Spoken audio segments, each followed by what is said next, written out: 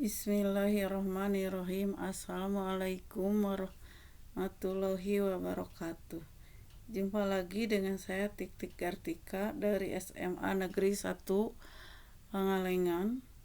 Pada kesempatan ini saya akan membahas tentang lembaga jasa keuangan dalam perekonomian. Sedangkan tujuan pembelajarannya adalah setelah kegiatan pembelajaran, siswa diharapkan dapat memahami materi bank secara lengkap dan memiliki rasa ingin tahu akan lembaga keuangan yang akan membantu kehidupan sehari-hari.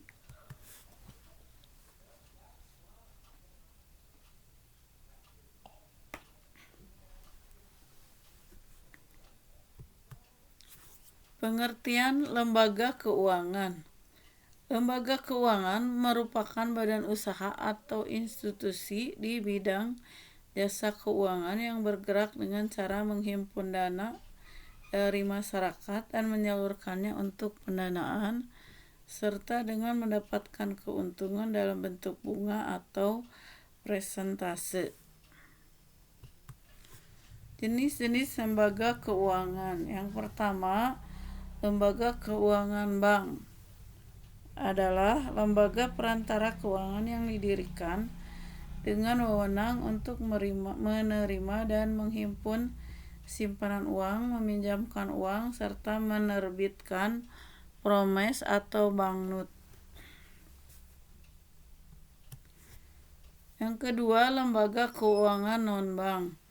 Lembaga non-bank memberikan berbagai jasa keuangan dan menarik dana dari masyarakat secara depositori atau tidak langsung. Beberapa contoh lembaga keuangan yang bukan bank antara lain adalah perusahaan leasing, perusahaan asuransi, perusahaan dana pensiun, bursa efek, pegadaian, reksadana, dan lain-lain. Yang pertama, kita akan membahas mengenai bank, yang meliputi pengertian, fungsi, dan prinsip kegiatan usaha serta jenis bank. Yang pertama, pengertian bank. Bank adalah usaha yang menghimpun dana dari masyarakat dalam bentuk simpanan dan menyalurkannya kepada masyarakat dalam rangka meningkatkan taraf hidup rakyat.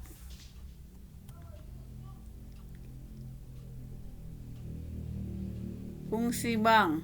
Yang pertama adalah penghimpunan dana dari masyarakat. Itu meliputi simpanan. Yang kedua, penyalur dana ke masyarakat, itu berupa kredit. Dan pelayanan yang lainnya adalah pelayanan kepada masyarakat. Prinsip kegiatan usaha daripada bank ada, yang pertama ada prinsip kehati-hatian, B. prinsip kepercayaan, dan C. prinsip kerahasiaan, D. prinsip mengenal nasabah.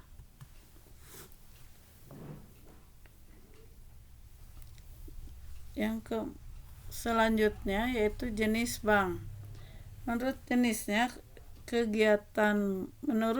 kegiatannya, bank ada yang disebut dengan bank sentral. Bank sentral adalah badan keuangan yang bertanggung jawab mengatur kestabilan badan-badan keuangan serta menjamin agar kegiatan badan-badan keuangan tersebut dapat menciptakan tingkat kegiatan ekonomi tinggi dan stabil. Yang kedua, ada yang disebut dengan bank umum. Bank umum adalah bank yang melaksanakan kegiatan usaha seperti menghimpun dana dan memberikan pinjaman serta jasa lalu lintas pembayaran dalam bidang keuangan kepada masyarakat. Yang selanjutnya ada yang disebut dengan bank syariah. Bank syariah adalah bank yang dikelola sesuai prinsip-prinsip ekonomi Islam. Contohnya bank muamalat.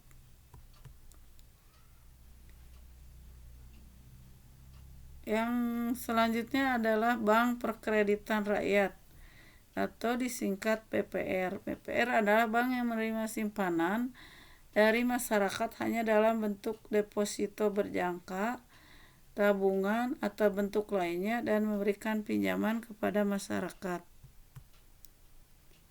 Menurut bentuk badan hukum, bank dibagi menjadi 3, yaitu perseroan terbatas atau PT, koperasi, dan perusahaan perseorangan. Menurut kepemilikan, bank ada yang termasuk bank pemerintah, ada bank swasta, bank campuran, dan bank pemerintah daerah.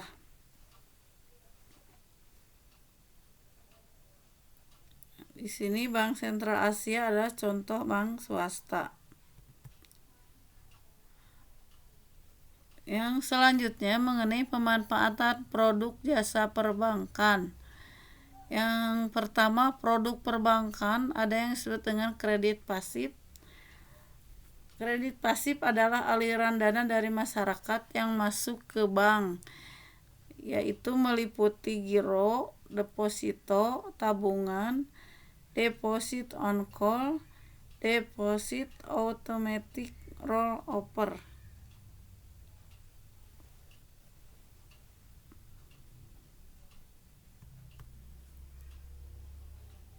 Yang selanjutnya kredit aktif.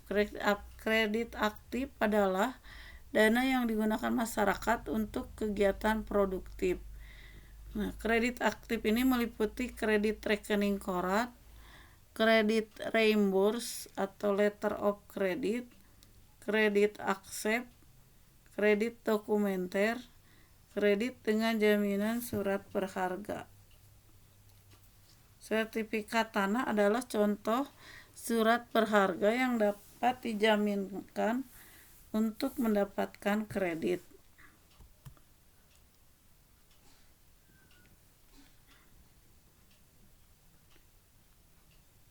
Jasa-jasa perbankan meliputi jual beli valuta asing, jasa penyimpanan, pengiriman atau transfer uang, pemberian jaminan, kartu kredit, cek perjalanan, inkaso, ATM, kartu debit.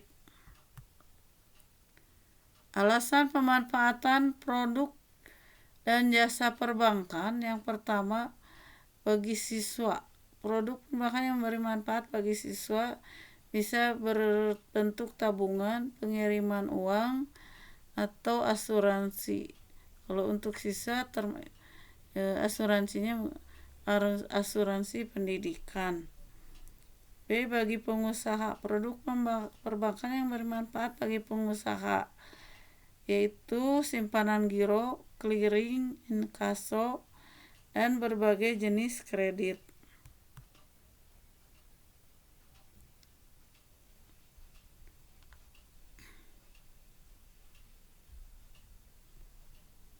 Yang selanjutnya tentang kredit. Yang pertama, pengertian kredit. Kredit adalah pemberian uang kepada orang lain dalam jangka waktu tertentu dengan jaminan atau tanpa jaminan, dengan pemberian bunga atau tanpa bunga. Jenis kredit dibagi menjadi berdasarkan sumber kredit. Nah, kredit berdasarkan sumber kredit dibagi menjadi 2, kredit dalam negeri, kredit luar negeri. Dan dilihat dari tujuan penggunaannya, yaitu ada kredit produksi. Kalau kredit produksi, kredit yang digunakan untuk kegiatan produksi. Sedangkan tujuan kredit konsumsi yaitu pengadaan kredit untuk membeli barang-barang konsumsi. Ada yang selanjutnya jenis kredit berdasarkan ada tidaknya jaminan. Ada kredit blanko, maksudnya kredit blanko yaitu kredit tanpa jaminan. sedangkan kredit berjamin kredit yang ada jaminannya. Yang selanjutnya itu jenis kredit berdasarkan jangka waktu. Ada jangka waktu pendek, jangka waktu menengah, dan jangka panjang.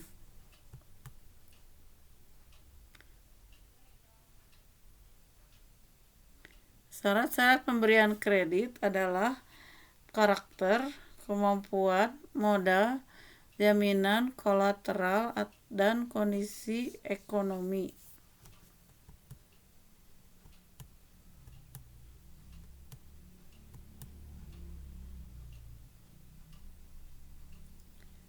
Syarat-syarat kredit harus memenuhi prinsip 5P, yaitu Party, Purpose, Payment, Profitability, Protection. Selain itu juga syarat-syarat kredit bisa memenuhi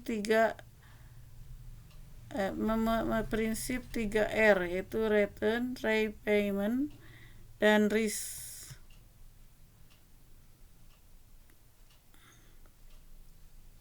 Kebaikan dan keburukan pemberian kredit. Kebaikan daripada kredit yaitu yang pertama, meningkatkan produktivitas. Jadi dengan adanya kredit, seseorang bisa meningkatkan produktivitasnya. Yang kedua, memperlancar arus barang dari produsen ke konsumen. Ketiga, memperlancar transaksi dagang. 4, mengaktifkan fungsi uang. Dan selanjutnya, pemerataan pendapatan. Keburukan daripada kredit. Yang pertama, buat orang melakukan transaksi yang bersifat spekulasi. Yang kedua, mendorong orang untuk meningkatkan konsumsi yang terkadang di luar kemampuan peminjam untuk mengembalikan. Yang selanjutnya itu mengakibatkan kelebihan produksi dan inflasi.